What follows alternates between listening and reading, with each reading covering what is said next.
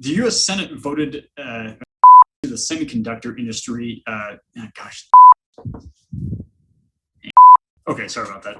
All right, the U.S. Senate voted to provide $52 billion in. God. You're fired. What should I do? Maybe you can just go back. Go back? Yeah. Pretend like it never happened. You mean just walk into the staff meeting on Monday morning like it never happened? Sure. This is the 6th episode of Farm to Markets, where we talk about everything from farms to stock markets. Today, we'll be talking about the government subsidizing the semiconductor industry, why Asian markets have been so down lately, and Simone Biles. The Senate voted to provide $52 billion into the semiconductor industry.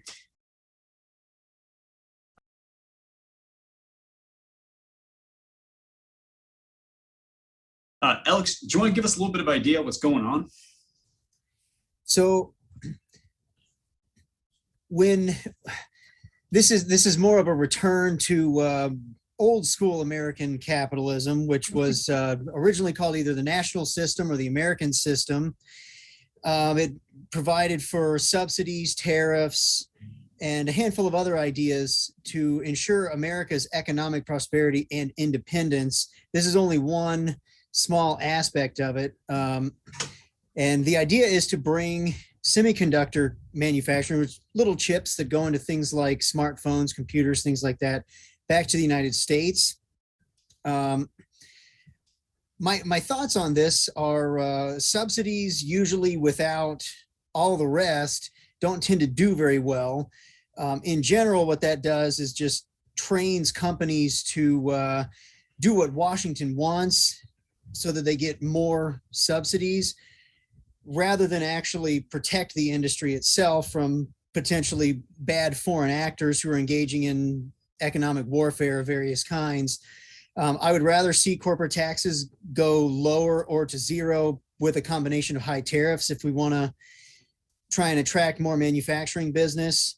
So I'm not terribly hopeful that this is going to do a whole lot for semiconductors, but I guess we'll see. Joe, what do you think? I think that in America, we never learned. We have been providing subsidies to critical industries going all the way back to the 1800s, when we first started subsidizing the steamship industry. We helped out Edward Collins to the tune of about $11 million, which was billions of dollars in today's dollars, only to go bankrupt immediately after the subsidies stopped. In the meantime, Cornelius Vanderbilt and the Vanderbilt Shipping Company has been around for a century later, having never received any subsidies. The railroads, we decided that it didn't work very well subsidizing just one company. So with the railroads, we decided to subsidize two, the Union Pacific and the Central Pacific. And ultimately what we had those two companies getting paid by the mile by the federal government to go in a zigzag fashion because it didn't make sense for them to build a railroad in a straight line. We thought we would have learned our lesson, but when aviation came around and we were afraid that the Europeans were going to go to heavier than air flight ahead of us, we started subsidizing Samuel Langley so that with $70,000 worth of taxpayers' money, he could crash two aircraft into the Hudson River. But two bicycle shop owners out of Ohio with $2,000 of their own money ended up started aviation for the whole world, basically with their own capital. I think this is ridiculous, Tom. And quite frankly, I have no idea what our objective is for doing so, because we don't have any manufacturing. So even if we subsidize these semiconductor companies, they're going to make more chips to sell to who? We've only got 12% of market share because the largest appetite for building the semiconductors is Asia. Drew, you want to tell us what you think? Yeah, I agree with both Alex and my dad. I think the most recent, wasn't it 1979 that the United States passed the Very High Speed and Integrated Circuits Act, which it did the exact same thing. It threw a ton of money at semiconductor industries and basically did nothing over the course of a decade. So here we are doing it again, thinking we're going to get different results. I don't like government subsidies. I think when the government subsidizes businesses, it makes policymakers look good right off the bat, but it comes with a whole slew of unintended consequences. And three of those things I think are, one, the government is pretty terrible at making market efficient decisions, in my opinion. I think the markets are good at making market efficient decisions. When government starts cherry picking which industries it wants to subsidize, it usually makes terrible decisions at the taxpayer expense because policymakers lack the knowledge that allow them to allocate capital more efficiently than the markets do. Two, I think it weakens profit and loss signals in the economy. By aiding particular businesses in industries, subsidies put other businesses and industries at a large disadvantage. It only widens the inequality gap that these very policymakers are trying to close. So it's kind of ironic in that sense. And three, government subsidies create an unhealthy and sometimes even corrupt relationship between commercial interests and the government. The more government has intervened in certain industries, the more lobbying activity has been generated, the more subsidies that it hands out to businesses, the more pressure policymakers face to keep the federal spigot flowing, and the cycle goes on and on. So no, not a fan. I think it's going to cause more harm than good. Yeah, I really have nothing new to add. In that study reference at 1979 subsidies that you referenced, I think the biggest thing that came out of that was that the government saved the semiconductor industries a little bit of money on research. And today, there's no shortage of semiconductor. There's no evidence that semiconductor industries are skimping on R&D and research. Also, it takes about 5 years to build a semiconductor plant. From what I read, I don't know anything about semiconductors, but from what I've read, it takes about 5 years to build a plant. And 5 years from today, we may not be having the same semiconductor crisis or hiccup or supply chain issues that we're having today. And you'd hate to have $52 billion worth of manufacturing plants sitting idle in the U.S. because now there's an oversupply of chips. As I know, I'm certainly having my concerns about the government putting $52 billion of taxpayer money into to subsidize what seems to be a relatively short-term supply chain issue. Well, Tom, even if we double our chip making capacity, what are we going to do with those extra chips? Because we only have 12% of the manufacturing for chip production in the United States. So almost everything that we make in chips, we send over to Asia. So even if we produce more chips, I don't know what we're going to do with it, right? In the middle of the global community concerned about this Delta variant of the pandemic, because we'll have to ship whatever chips we make over to Asia so they can build things to sell back to us.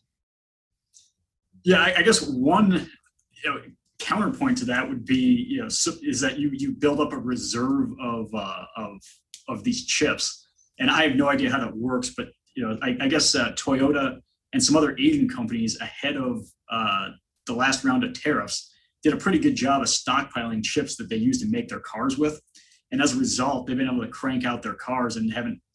I think they're going to start having production delays, but they've been able to withstand the current shortage better than a lot of other automakers have. So I guess one point would be, national security reasons. We can have like a national stockpile of chips for whatever reason we need them for.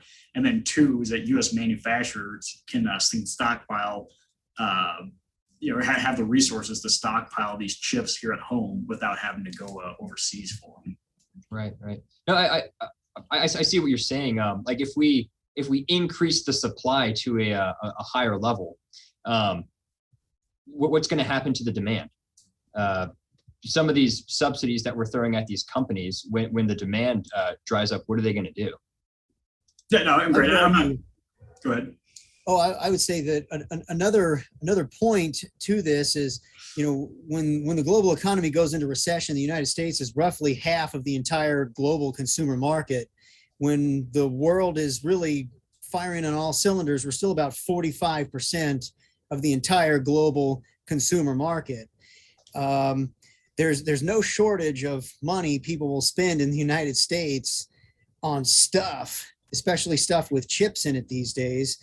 And what COVID has done has shown that these really long, really fragile supply chains, as if they get minor disruptions to them, and COVID was a major disruption, all of a sudden the entire global consumer market gets switched off and everybody's economy collapses. So if your goal is produce everything as close to where you consume it as possible and maximize American employment, then it makes a lot of sense, not just to bring chip manufacturing back, but why are we sending everything overseas to be built or assembled when we could all just assemble it here? And whether or not you think that's a good policy, that seems to be the direction we're going, is start with the chips, then eventually, maybe not within the United States, but within the NAFTA zone. In Mexico, you can make plastic cases as cheaply as you can in China. There's no reason to be sending things to Taiwan or Korea or Vietnam when it can be done by our next door neighbor in the NAFTA zone. Excellent.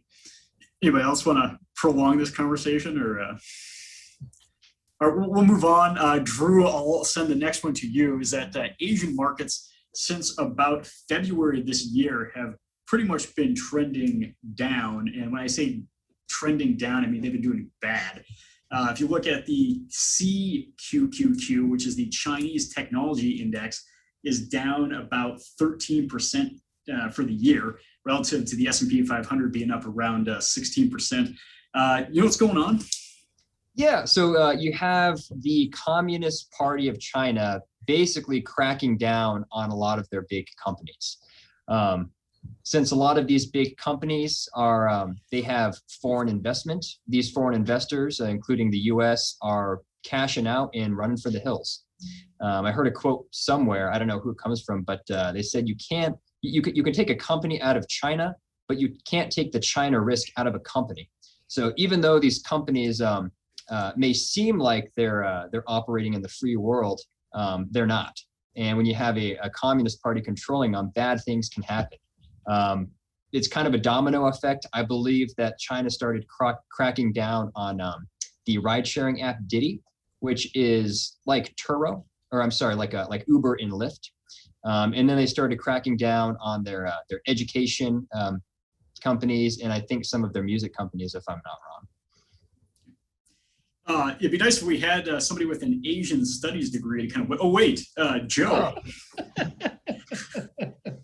Why don't you use that 4-year degree and tell us what's going on? Well, I think it's multifaceted. When we talk about Asia, it's not just China. It's also Japan, it's Korea, it's Vietnam, it's a bunch of other things. And we're still not completely out of the woods with this pandemic. Secondly, though, is that for the previous 4 years, it was easier to like China when Donald Trump was president, because when Donald Trump's going toe-to-toe with China and telling folks how horrible China's policies were, it was easy to say, well, if Donald Trump says it, then we have to oppose it. Well, now there's no Donald Trump to oppose, so now we have to look at China at face value.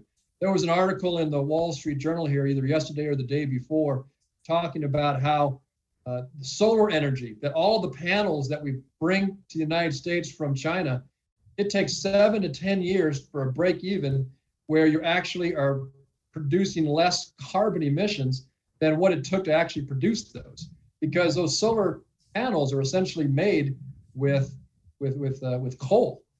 So now you've got Europe, you've got a lot of states in the United States who are cracking down on Chinese solar panels until they clean up their act.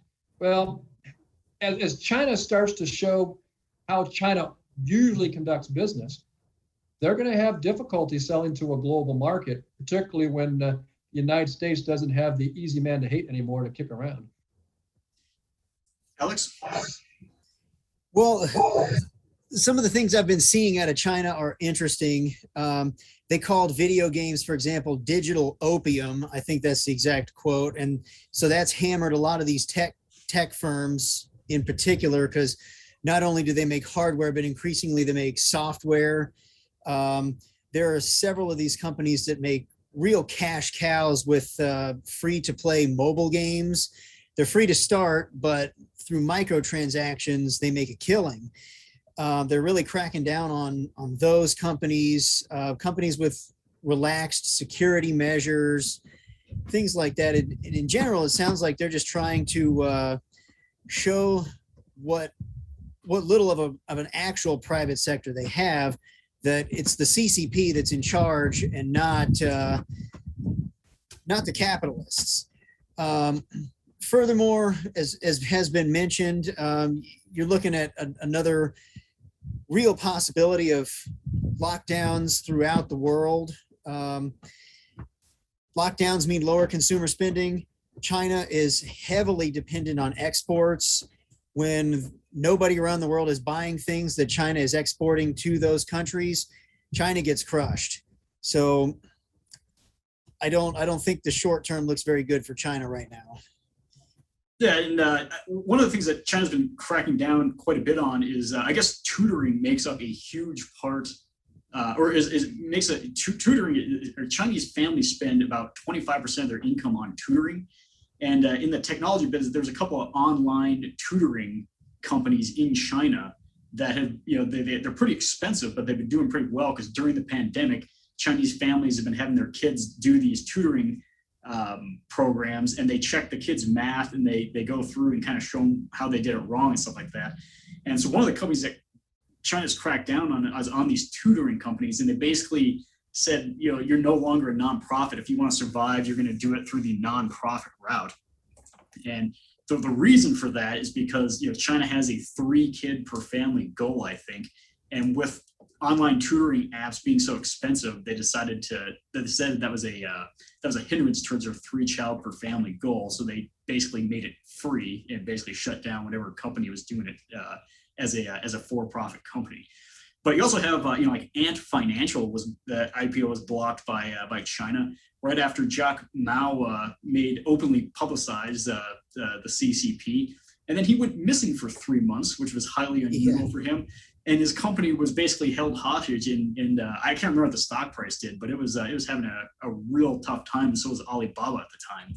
And so some of this is pandemic related for sure, and then some of this I think is also related that China just kind of wants to show these up and coming successful tech companies who's boss is, that they still control what's going on in China, and they don't want to have like a Google or an Apple in the U.S. that's highly outspoken and is involved in making a lot of policies. So I think they just want to, the Chinese specifically wants to show, some of their rising stars that they're still very much in control, and that's hurt the market quite a bit.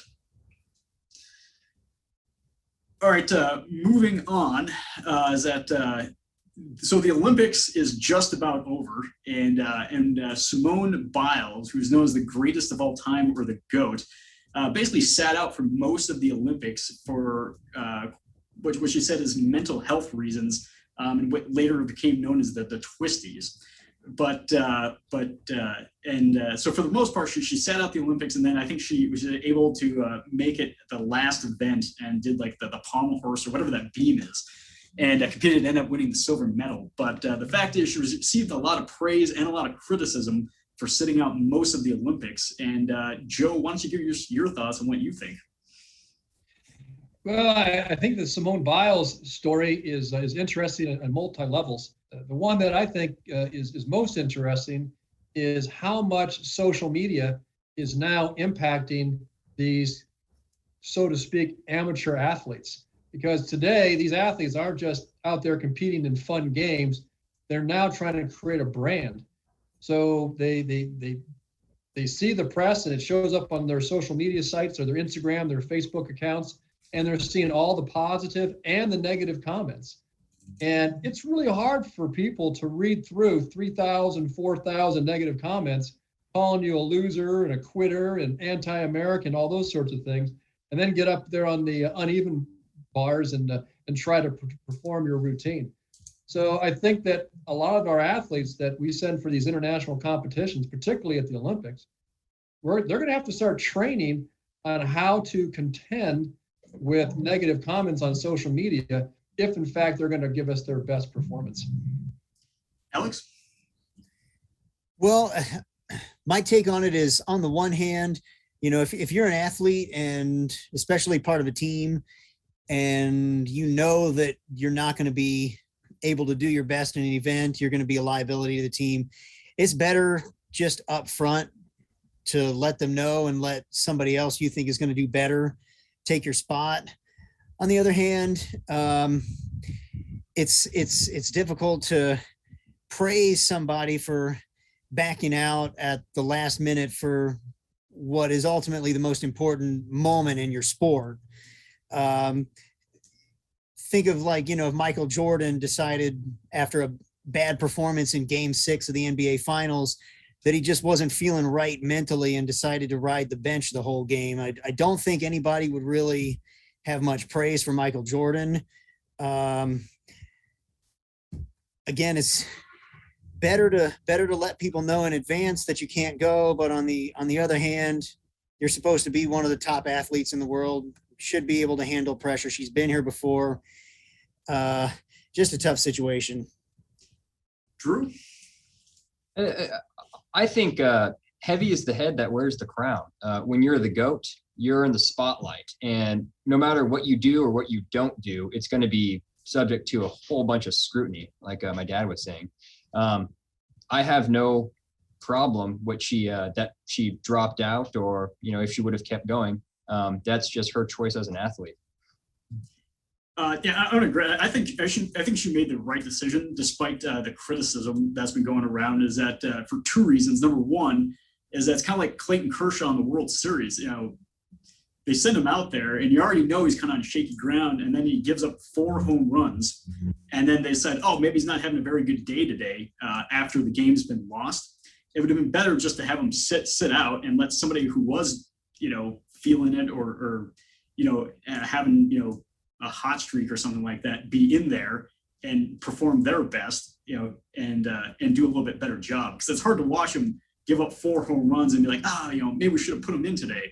And the second point is that in gymnastics, I guess back to the first point is that strategically, I think she made a good decision and let somebody else who was more capable and having a better time at the Olympics go out there and perform and do better for the team. And then secondly, I don't know how old she is, but she's still got about 80% of her life to live. And if you vault yourself 20 feet in the air and land on your face, it's going to have consequences for the rest of your life. So if you go up there and you're concerned because you're getting lost in the air and you're not landing like you usually do, I'd probably sit out too. It's not like soccer where you can go out there and have a bad day and they sit you down. You go out there, you miss the ground once, and it can have a lot of consequences.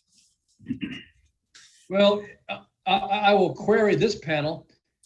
Give us the name of another gymnast on the women's U.S. Olympic gymnastics team. Time's over. You're done. The point is that the Olympics is not just about competing at an international level anymore. It's commercial. And if you're Exxon or Ford Motor Company or Johnson & Johnson and you're buying ad space, and you want to buy ad space with the greatest gymnast the world has ever seen, has been touted for the last several months before the Olympics, and then that particular athlete decides not to compete, you're going to go, I want my advertising dollars back. Well, this has been kind of a bust financially for a lot of folks, this Olympics. And there's a lot of pressure on these athletes, not just to compete so they can win, but so that they can push, soft drinks and French fries. Yeah, that's just a risk that the companies have to take. It's the same thing when you endorse Tiger Woods or you do a car commercial with Clayton Kershaw before he chokes in the World Series, or if he even makes it there. It's just a risk that's built in, and I think they would have to understand that. I don't know what advertising or what company would not understand the risk of endorsing an athlete and then expecting them to perform perfectly. I mean, the risk is that something happens and they can't. I'd say the majority of the advertising dollars are made leading up to the Olympics. And then whoever wins gold or does, as a standout at the Olympics gets the next endorsement contracts. I don't think it hurts them that much. It sounds kind of harsh, but if the athlete knows they can't handle that kind of pressure, don't have a social media presence. Don't have these deals with these big companies. Just be good at your discipline, and that's that. But the fact of the matter is, when you're the GOAT, you're worth millions of dollars. So that's just, like I said, heavy is the head that wears the crown. All right. Well, that'll be it for this one. See you next week. All right, thanks. All right.